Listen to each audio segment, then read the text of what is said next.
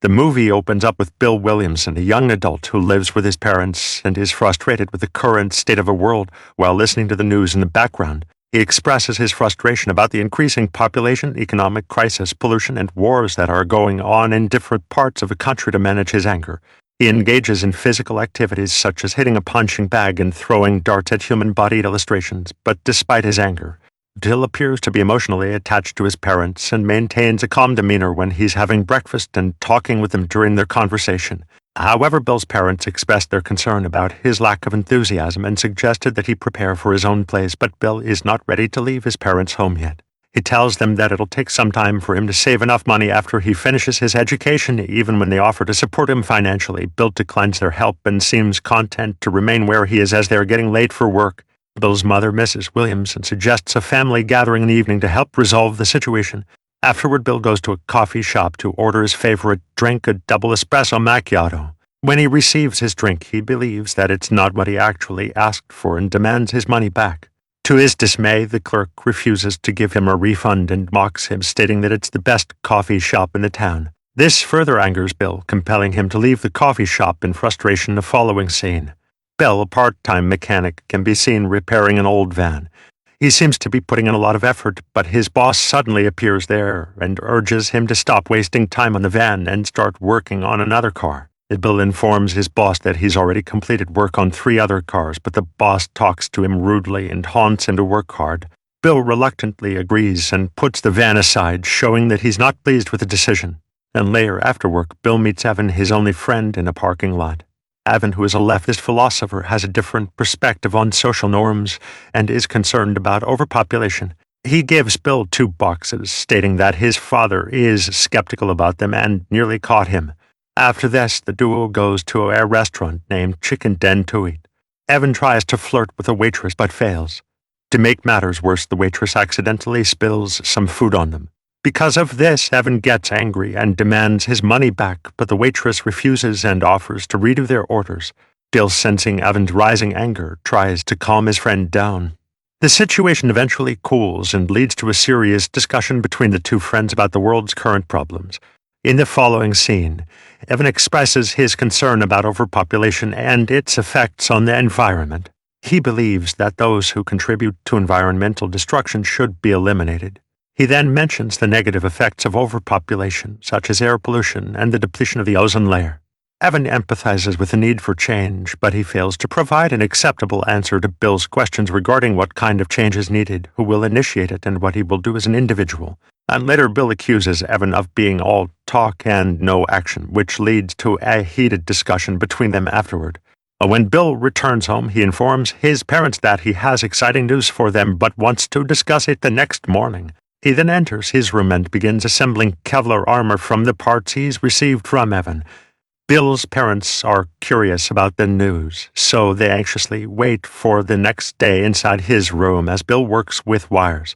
Evan's video can be seen playing in the background, in which he expressed his concerns about overpopulation and the need for action, but Bill responds to the video with a snicker, suggesting that he may not agree with Evan's views or take them seriously. Bill seems to have become desensitized to Evan's philosophical speeches as he repeats them word for word. He then proceeds to print a significant amount of counterfeit money and begins to work out, suggesting a possible involvement in illegal activities or planning something big for the next day. Bill informs his parents that he's taking the day off work to fill out college applications for a mechanical engineering major.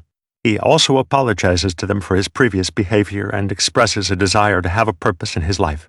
His parents are pleased to hear this and leave for work after praising his decision, but as soon as they leave, Bill's true plan is revealed. He retrieves a weapons kit with various guns, machetes, and a wireless detonator.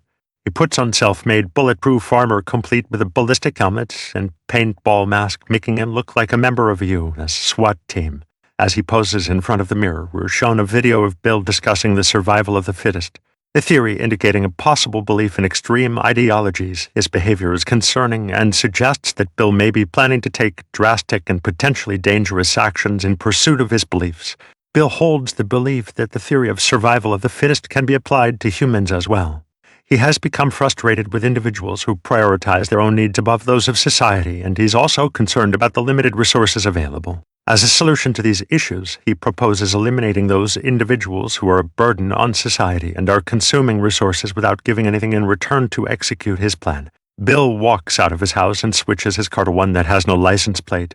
He then drives straight to the town center, where he locates the broken-down van that he had been working on in the garage previously. Using a wireless device, he commandeers the van and drives it straight into the police department's building, causing significant damage. Following this, he sets off a bomb that he had kept inside the van, wrecking the police station and making it easier for him to carry out the rest of his plan with the police out of commission. Bill drives his license-less car away and steers around the streets on his way, indiscriminately shooting at any person he sees, causing panic and chaos in the area despite attempts by 2 police officers to stop him. Their bullets aren't able to penetrate Bill's bulletproof armor, and they get killed by Bill when they run out of ammunition.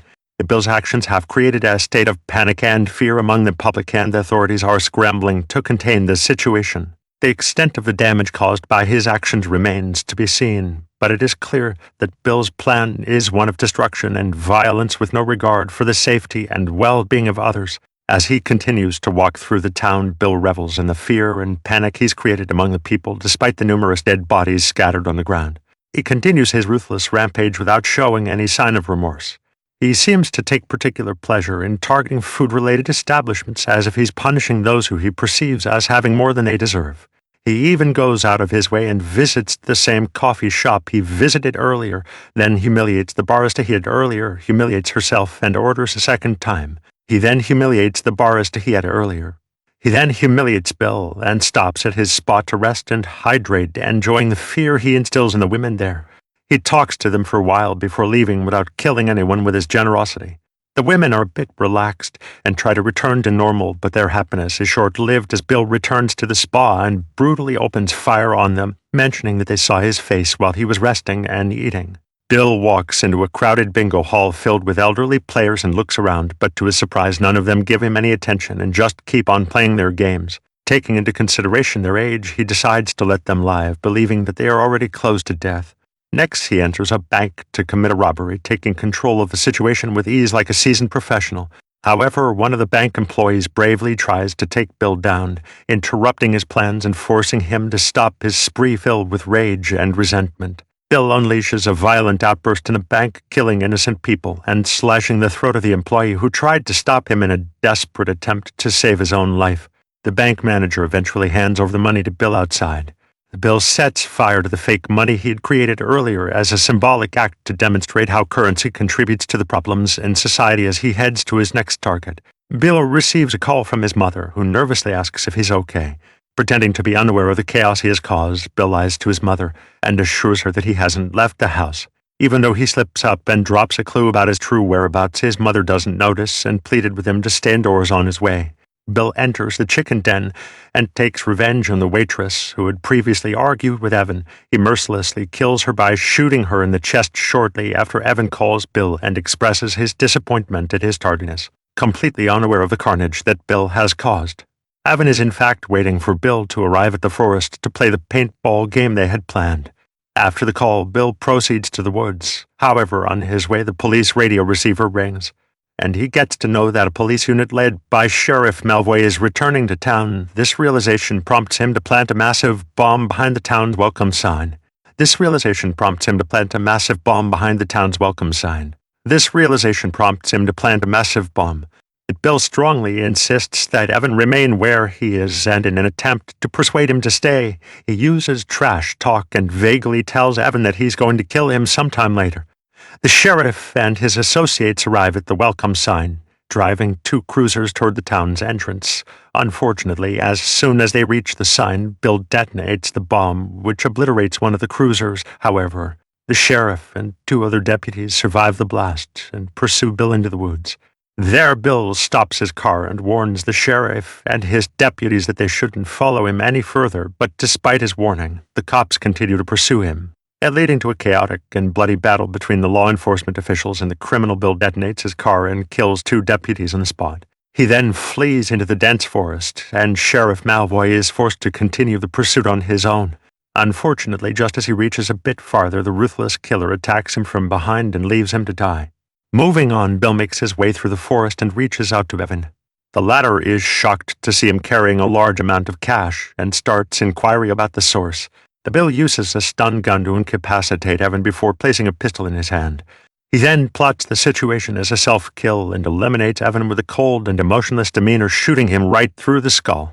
By staging Evan's death as a suicide and dressing him in a suit, Bill uses him as a scapegoat to deflect blame from himself. In the following scene, Bill decides to burn everything that could potentially cause trouble, and then he heads back home, where he sits on a couch and watches the news of the destruction while trying to act as normal as possible. That is soon enough, his concerned parents arrive home and check up on him, unaware of the heinous crimes he's committed in front of them. Bill puts on a shocked face and informs them that his friend Evan has committed all the crimes, and he convinces them that he is afraid of all this. Bill's parents have no idea how many lives their son has taken and are oblivious to the evil crimes he's committed. Moving on, Bill begins packing his belongings and the money he acquired into a suitcase in his bedroom. In the meantime, the TV in the background shows the news of Evan's father, who is strongly against the government being arrested. Bill seems unbothered by the news and continues to pack his things, getting ready to leave. He increases his pace after hearing Evan's father yelling out his name and blaming him for all the chaos, then quickly grabs his suitcase and leaves his room to avoid any confrontation. The scene then fast-forwards 2 years, when Bill posts a video online and explains his actions. In the video, he expresses his concerns about the world's limited resources and the overpopulation problem. He claims that his actions were a solution to these issues, and he hopes that others can learn from his example and take action to preserve life on Earth despite the gravity of his crimes. Bill does not express any remorse for his actions. Instead, he seems to believe that what he did was necessary. The movie ends with Bill encouraging others to take similar drastic steps to save the planet.